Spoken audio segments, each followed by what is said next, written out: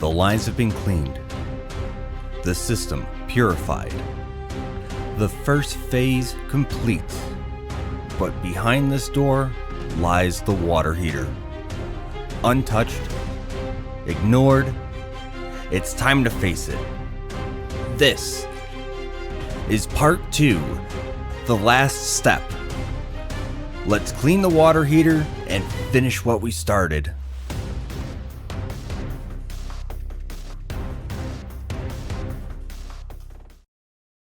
Okay, so now we're gonna go ahead and we're gonna clean out the hot water heater. So we already we are sanitizing the system inside. Now this will take about 8 hours or so. So what I do, I make sure everything is cold in here first. I don't use it. Take off the water panel. Then with a socket, this one is a 1 1/16 socket. I'm gonna go ahead and pull out my anode rod. Okay, so I forgot to do one thing, and that is to open up that pressure relief valve, which you will see makes quite the bit of a mess, and it can also be very dangerous. So make sure to open up that valve before you do anything.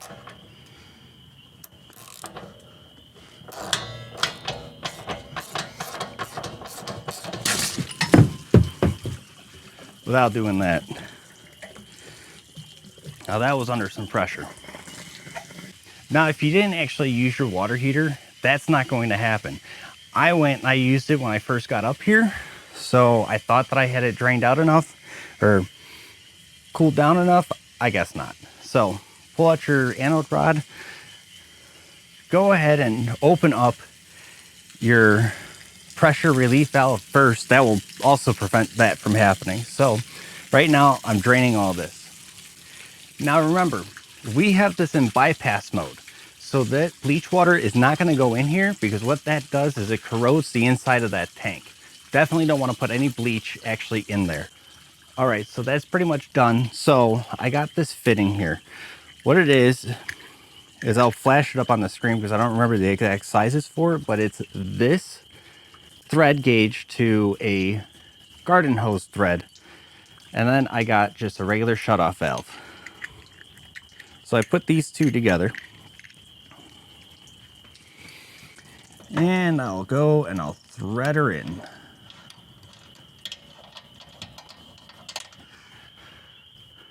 Usually hand tight's okay. Some people like to put a wrench on it. I'm not going to. I'm just going to do that. I open that up, and now I have a short hose that I'm going to attach to this.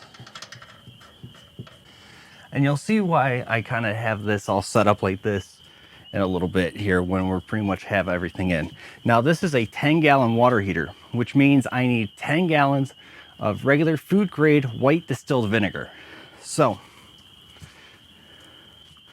I got my funnel. I have my jug of my 1 gallon right now of the distilled vinegar. Let's go ahead and pour it in. Okay, so I realized that my funnel is not going to work with this, so I'm just going to have to do it the old-fashioned way and just start pouring it on in.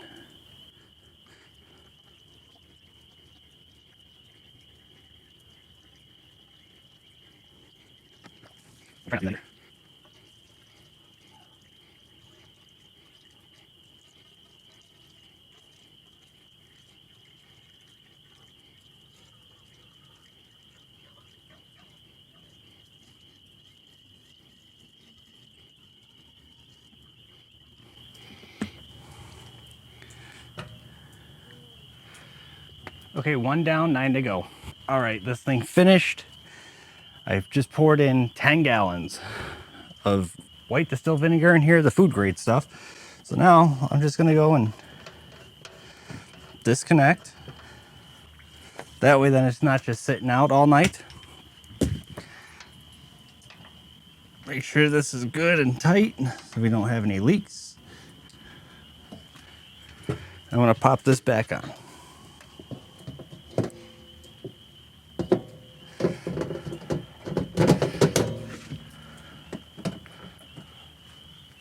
Now the recommended length for this is about 8 hours, but we're gonna let it go overnight.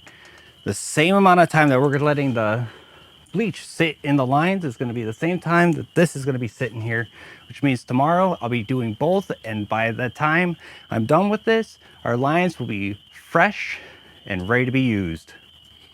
So again, with the power of editing, let's go till tomorrow when it's nice and sunny. All right guys, we're back at the water panel here for the water heater, and we got to get all this vinegar out. So first thing I'm going to do is I'm going to take this panel back off. Set it there. I'm going to go ahead and reattach my hose. I'm going to put this down here so it doesn't get all over the deck, and just open it up. Open up the pressure relief valve up here as well. And we'll just let that drain out, and then once that's all nice and drained, we'll go ahead and fill it back up using the bypass valves on the back, and we'll be good to go. This is now drained out.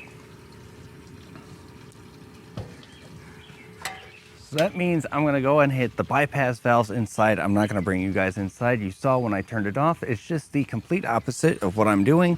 I'm gonna turn that back on, start filling this tank back up with just regular water, and we'll just kind of flush it out, and then we'll be done.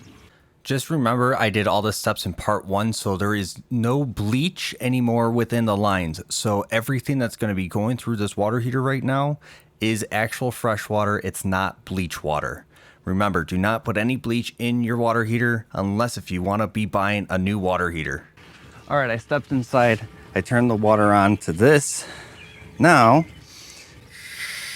I'm gonna crack this open just so then it all fills up. We'll go ahead and let that completely fill up. Dump the tank, fill it again, dump it. Then we're good to go for the entire season on the entire water system on this trailer. All right, now I've gone and I've had this drain a couple times now.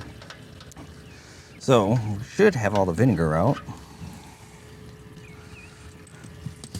So now all that's left to do is just take the fittings off.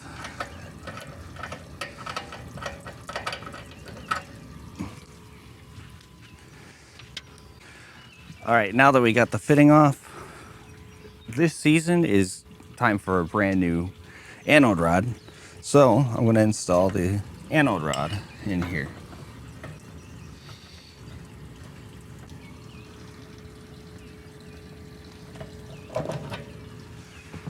We just go turn the water back on, check for leaks. We should be good to go.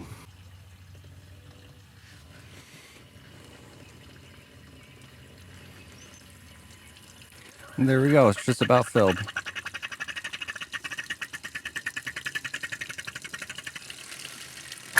All right, go ahead and shut that off. And we just gotta put the cover back on.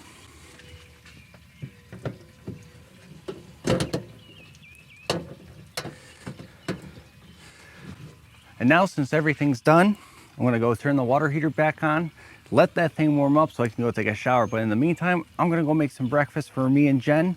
Thanks for watching this video. If you found this useful, make sure to hit that like button down below the video, and make sure to comment something. Just say hey, or hey, you missed something. So again, appreciate you watching. Make sure to subscribe, like, and comment again. We'll see you in the next one.